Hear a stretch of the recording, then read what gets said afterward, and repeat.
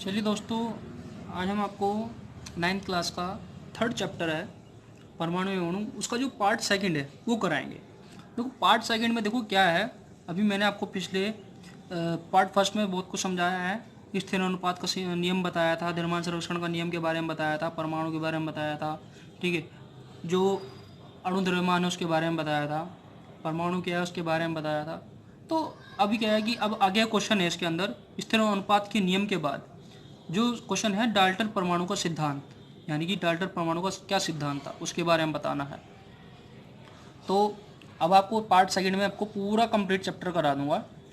इसमें आगे कुछ न्यूमेरिकल्स भी हैं, वो भी आपको समझाए जाएंगे। अब देखिए जो क्वेश्चन है डाल्टन परमाणु का सिद्धांत, अब हम इसके बारे में समझ लेते हैं। डाल्टन के परमाणु सिद्धांत के अनुसार सभी द्रव्य, चाहे वे तत्व या यौगिक रासायनिक मिश्रण हो, सूक्ष्म कण से बने होते हैं। सूक्ष्म कण से यानी कि देखो ध्यान से समझो, डाल्टन परमाणु के सिद्धांत के अनुसार सभी द्रव्य, चाहे वे तत्व या यौगिक रासायनिक मिश्रण हो, सूक्ष्म कण से बने होते हैं, जिन्हें परमाणु कहते हैं। डाल्टन परमाणु सिद्धांत की प्रमुख अभिग्रहतियां निम्न हैं। यानी कि जो डाल्टन परमाणु की अभिक्रिया है प्रमुख है, यानी जो मेन पॉइंट है, जिसको हम कहते हैं बढ़िया, जो मेन पॉइंट है, जो अभिग्रहित हैं वो निम्न प्रकार हैं। नंबर फर्स्ट दी गई है, सभी द्रव्य परमाणु से मिलकर बने होते हैं। यानी जो सभी भी परमाणु जो होते हैं, जो एटम्स होते हैं हमारे पास, वो कहाँ से बने होते हैं? परमाणु से मिलकर बने होते हैं। सभी द्रव्य परमाणु से मिलकर बने होते हैं। दिए गए तत्व के सभी परमाणु का द्रव्यमान, रासायनिक गुणधर्म समान होते हैं। देखो क्या कह रहा है, दिए गए तत्व के सभी परमाणु का द्रव्यमान एवं रासायनिक गुणधर्म समान होते हैं। यानी कि जो उसका द्रव्यमान है वो फिक्स रहता है, चेंज नहीं होता, उसके गुण भी सेम रहते हैं। थर्ड पॉइंट देखो, भिन्न भिन्न तत्वों के परमाणुओं के द्रव्यमान एवं रासायनिक गुणधर्म भिन्न भिन्न होते हैं। यानी कि जो भिन्न भिन्न तत्वों के परमाणु के द्रव्यमान एवं रासायनिक गुणधर्म भी भिन्न भिन्न होते हैं। यदि अलग अलग कोई भी हम रासायनिक क्रिया कर रहे हैं किसी अलग अलग तत्वों के साथ, तो उसको जो उत्पाद निकलेगा तो वो भी अलग अलग ही होगा। अब देखो, अब आता है कुछ हमारे पास परमाणु का आकार, यानी परमाणु किस प्रकार का हो सकता है, कितना नैनोमीटर में हो सकता है। ठीक है, परमाणु का आकार अत्यंत छोटा होता है, जिसकी त्रिज्या को नैनोमीटर में मापा जाता है। ठीक है, 10⁻⁹ m बराबर के 1 nm। ठीक है, कितना हो गया? 1 nm, 1 नैनोमीटर। 10⁻⁹ मीटर को 1 nm कहा जाता है। अब दूसरा क्वेश्चन है सापेक्षित परमाणु द्रव्यमान, यानी सापेक्षित परमाणु द्रव्यमान। देखो क्या कह रहा है, किसी तत्व के सापेक्ष परमाणु द्रव्यमान को उसके परमाणुओं के औसत द्रव्यमान तथा कार्बन परमाणु कार्बन 12 परमाणु के 1/12 भाग के अनुपात द्वारा विभाजित किया जाता है। देखो ध्यान से समझना, सापेक्षिक परमाणु द्रव्यमान इंपॉर्टेंट क्वेश्चन है, आ सकता है 1 या 2 नंबर पूछा जा सकता है कि सापेक्षिक परमाणु द्रव्यमान क्या है, समझाइए। किसी तत्व के सापेक्ष परमाणु द्रव्यमान को उसके परमाणुओं के औसत द्रव्यमान तथा कार्बन 12 परमाणु के 1/12 भाग के अनुपात द्वारा विभाजित किया जाता है। जब कार्बन परमाणु के 1/12 भाग के अनुपात द्वारा विभाजित किया जाता है, ध्यान रखना है आपको। अब है परमाणुकता। परमाणुकता क्या होती है? किसी अणु में उपस्थित परमाणुओं की संख्या उसकी परमाणुकता कहलाती है। यानी कि देखो ध्यान रखना कि कोई भी अणु है, कोई भी हमारे पास अणु है, उसमें जो उपस्थित परमाणु की संख्या होगी, उसमें जो अणु होगा उसमें जो इतनी भी उपस्थित परमाणुओं की संख्या होगी, वो क्या कहलाएगी? हमारे पास परमाणुकता कहलाएगी। अब आते हैं एकल परमाणु। एकल परमाणु क्या होता है? जिसमें सिर्फ एक परमाणु होता है, जैसे हाइड्रोजन, नाइट्रोजन, ऑक्सीजन, ठीक है, हीलियम, ठीक है, एनी, आर्गन, क्रिप्टन, यानी कि जिसके पास सिर्फ एक परमाणु होगा, ठीक है, वो क्या होगा? एकल परमाणु। द्वितीय परमाणु क्या हो गया? जिसमें 2 परमाणु होंगे, जैसे H2, O2, N2, Br2, I2, Cl2, etc। बहुत सारे हमारे पास हैं ऐसे ऐसे। ठीक है, द्विपरमाणु क्या होते हैं जिसमें सिर्फ 2 परमाणु होते हैं। अब त्रिपरमाणु जैसे 3 होते हैं, ठीक है। O3 जैसे O3 होता है, O जो फॉर्मूला होता है हमारे पास O3, ठीक है। अभी ऐसे ही चतुष्क परमाणु होते हैं जिसमें 4 होते हैं, ठीक है। अब चतुष्क परमाणु देखो आप, जिसमें 4 परमाणु होते हैं P4। अष्ट परमाणु जिसमें 8 होते हैं S8, ठीक है। अब ऐसे ही जो आगे के कुछ न्यूमेरिकल्स हैं उसके बारे में आपको समझाऊंगा। देखो न्यूमेरिकल कैसे किया जाता है। सबसे पहले ना जो हमारे पास न्यूमेरिकल दिया जाता है, उस न्यूमेरिकल की उसके क्वेश्चन को पहले अच्छे से रीड करते हैं कि उसमें हमें गिवन क्या दिया है और फिर उसने पूछा क्या है। सबसे पहले देखो 0.24 ग्राम। हमेशा एक चीज़ का ध्यान रखना है, पॉइंट के बाद जो भी नंबर होते हैं हमारे पास, जैसे 0.24, हम इसको 24 नहीं बोल सकते। पॉइंट के बाद हमेशा संख्या को अलग अलग में ही बोला जाता है। जैसे 0.24 ग्राम, यदि इससे पहले जैसे 24 लिखा होता, 24.24 ऐसे लिखा जाता, लेकिन यहाँ पे 0.24 है तो हम इसको 24 ही बोलेंगे, 24 नहीं बोल सकते। 0.24 ग्राम ऑक्सीजन एवं बोरान युक्त यौगिक के नमूने में विश्लेषण द्वारा यह पाया गया कि उसमें 0.096 ग्राम बोरान एवं 0.144 ग्राम ऑक्सीजन है। उस यौगिक के प्रतिशत संगठन का भारात्मक रूप में परिकलन करना है।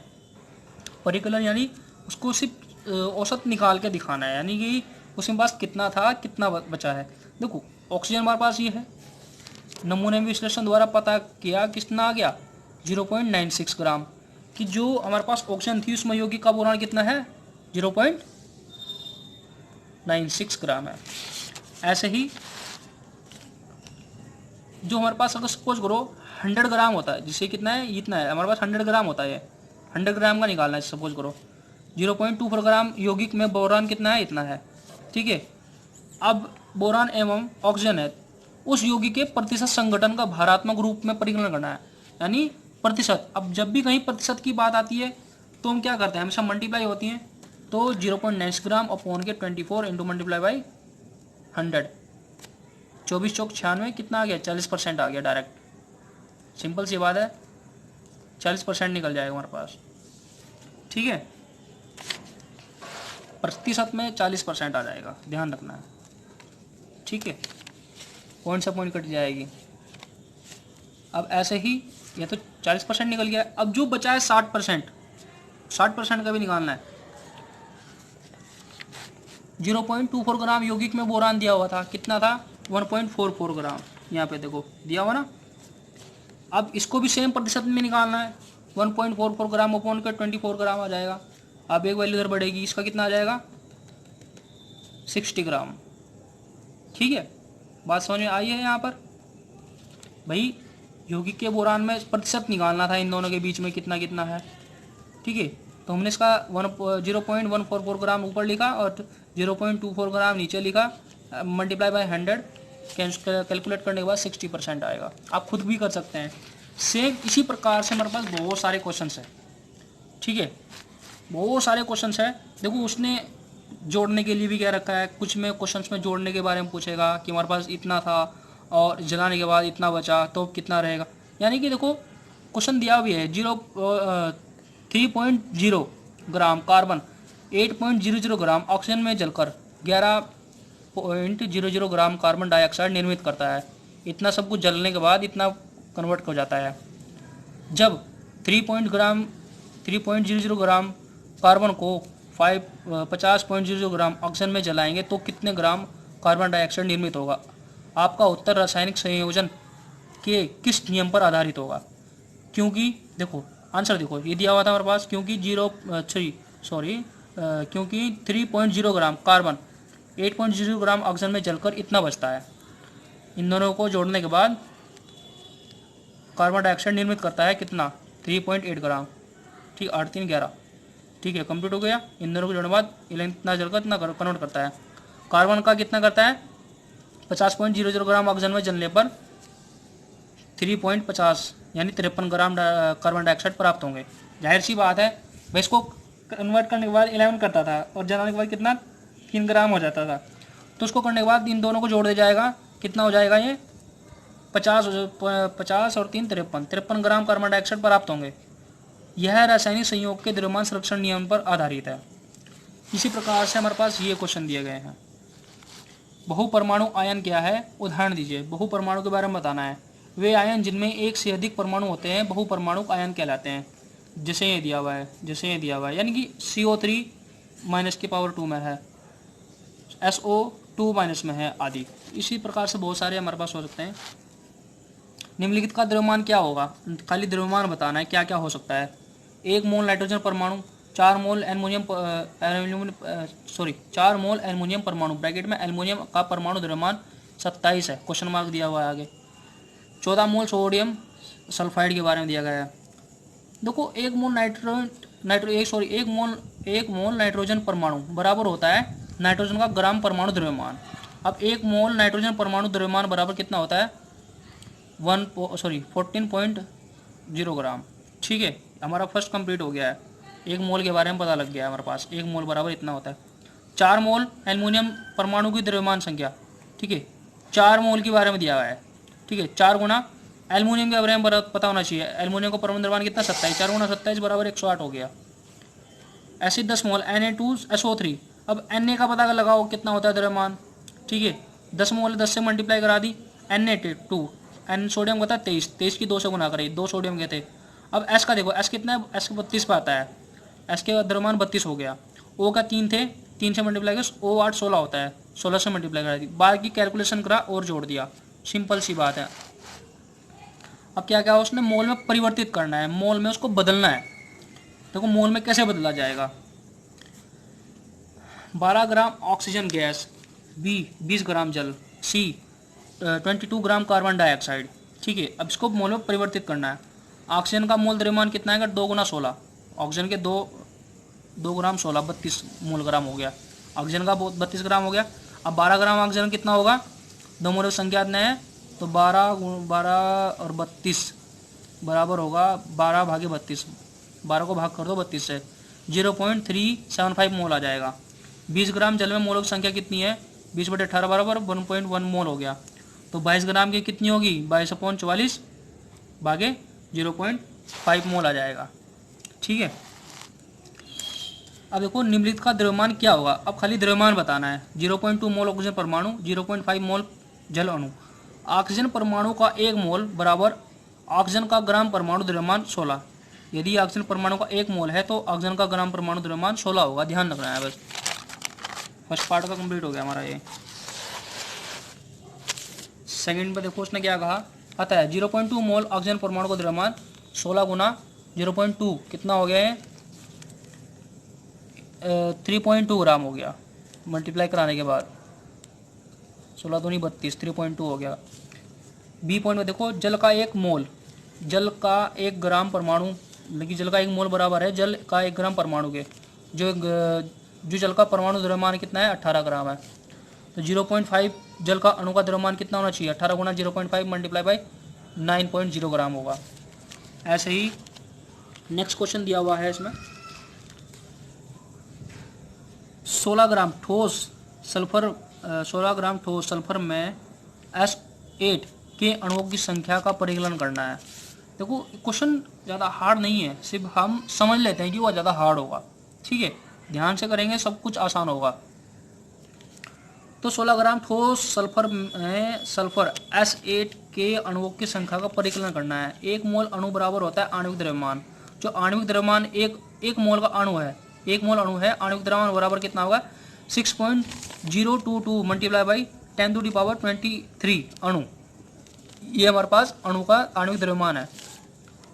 1 मोल अणु का होगा। सल्फर क्या देखना है, सल्फर क्या S8 है, 8 मल्टीप्लाई बाई 32 ग्राम बराबर 6.0022 ग्राम इंटू 10⁻28 ग्राम है। ठीक है, अब चूंकि 8 गुना 32 ग्राम, ठीक है, सल्फर में उपस्थित अणुओं की संख्या कितनी हो गई, 6.022 मल्टीप्लाई 10⁻20। ठीक है, एंगस्ट्रॉन्ग समझ लो, अणु को समझ लो, देखिए कितना है, अणु। तो 16 ग्राम सल्फर में 16 ग्राम सल्फर में उपस्थित अणुओं की संख्या कितनी होगी, आगे कुछ नहीं करना है, मल्टीप्लिकेशन नहीं करनी है सारी। और ठीक है 16 ग्राम में निकाल के दिखाना। 6.22 ग्राम इंटू मल्टीप्लाई 23, ठीक है, मल्टीप्लाई बाय 16 अपॉन में 8 गुना 32। काट फाट के कैलकुलेशन करनी है, कैलकुलेशन करने के बाद आप इजीली इसको कर सकते हो। ठीक है, ये बहुत ही आसान है, आप इसको समझ सकते हो। ठीक है, इसी प्रकार से आगे का जो आगे का क्वेश्चन है देखो, उसमें क्या है, आणविक सूत्र। तो आणविक सूत्र के बारे में आपको बता देता हूँ। वह सूत्र जिसमें किसी यौगिक में उपस्थित विभिन्न तत्वों के परमाणुओं की एक निश्चित संख्या होती है, उसे उस यौगिक का आणविक सूत्र कहलाता है। नेक्स्ट क्वेश्चन देखो, आयन। आयन क्या होता है? यह आवेशित कण होता है जिस पर धनावेश तथा ऋणावेश हो सकता है। धनायन, धनायन पॉजिटिव होता है। ये धनायन आवेशित आयन होते हैं, जैसे Na+, K+, K2+2, Mg⁻²। ठीक है, इन्हें कैटायन कहा जाता है क्योंकि ये कैथोड की ओर आकर्षित होते हैं। ऐसे ऋणायन जो माइनस का चिन्ह होता है, ये तो आपको पता ही है, धनायन ऋणायन किसे कहते हैं।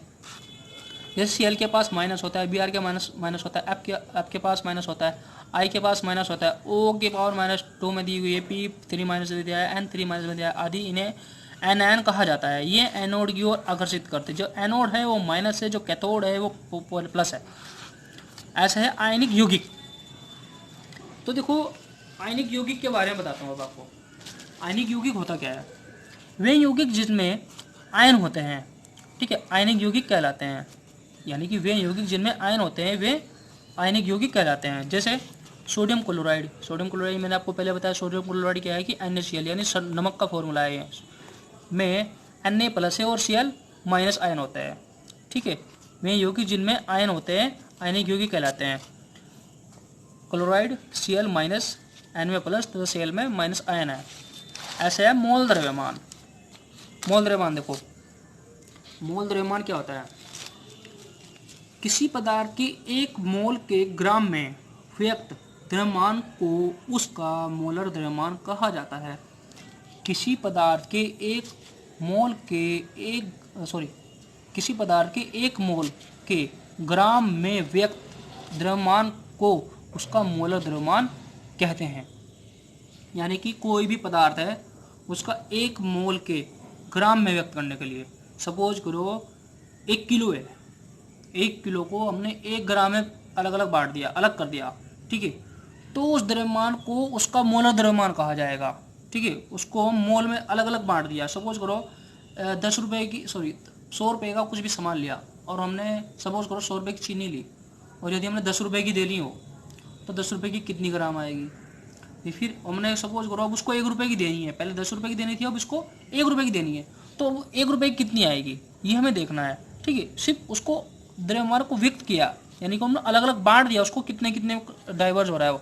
किसी पदार्थ के एक मोल के 1 ग्राम में व्यक्त द्रव्यमान को उसका मोलर द्रव्यमान कहा जाता है। अब देखो वेरी वेरी इंपॉर्टेंट क्वेश्चन है ये। रासायनिक संयोग के नियम क्या है? इसके नाम लिखो। खाली नाम लिखने हैं, उन्होंने नाम पूछा है। रासायनिक संयोग के नियम बताना है। जो रासायनिक संयोग है यानी कि जो संयोग बनता है, यानी कंबाइंड होते हैं, जुड़ते हैं, संयोग बनता है, जोड़ना जिसको कहते हैं, उसके नियम क्या है, उसका नियम के बारे में बताना है। उसका नियम क्या है? जैसे सपोज करो जब कुछ भी घर में हमारी मदर होती है जो खाना बनाती है, वो एक नियम के अनुसार खाना बनाती है कि सबसे पहले इसमें हमें तेल डालना है, उसके बाद हमें जीरा सलाद जो भी उसमें फ्राई वाई करना है, ठीक है, वो करते हैं। यानी एक पैटर्न होता है सबका कि बिना तेल के हम सब्जी नहीं छोड़ सकते। ऐसे ही रासायनिक संयोग के नियम क्या है, उसका क्या नियम, उसका फिक्स नियम बताओ, इसके नाम भी लिखना है। देखो क्या कह रहा है, पदार्थ तत्व एक दूसरे से रासायनिक क्रिया द्वारा संयोग करके यौगिक बनाते हैं। ये रासायनिक क्रियाएं कुछ रासायनिक नियमों पर आधारित होती हैं। इन नियमों को रासायनिक संयोग के नियम कहते हैं। ये 2 प्रकार के होते हैं। देखो ध्यान से एक पर और रिपीट कर रहा हूँ उसको मैं। पदार्थ यानी तत्व एक दूसरे से रासायनिक क्रिया द्वारा संयोग करके यौगिक बनाते हैं। एक दूसरे से रासायनिक क्रिया द्वारा संयोग करके यौगिक बनाते हैं। ये रासायनिक क्रियाएं कुछ रासायनिक नियमों पर आधारित होती हैं। इन नियमों को रासायनिक संयोग के नियम कहते हैं। ये 2 प्रकार के होते हैं। नंबर फर्स्ट, दूसरा खाला नाम लिखना है, द्रव्यमान संरक्षण या द्रव्य की अनिवार्यता का नियम नंबर 2 है स्थिर अनुपात का नियम। ठीक है, ऐसे ही हमारे पास ये जो आपका पार्ट 2 है परमाणु एवं अणु, एक चैप्टर आपका पूरा कंप्लीट हो जाता है। ठीक है, और जैसे ही मैंने आपको ये पूरे नोट्स कराए हैं, आप वीडियो को पॉज करके भी इसको नोट डाउन कर सकते हैं, नोट कर लीजिए, यह आपके भविष्य में काम आने के योग्य है। ठीक है, और साथ साथ मेरे चैनल को सब्सक्राइब करें, लाइक करें, वीडियो को शेयर करें। धन्यवाद।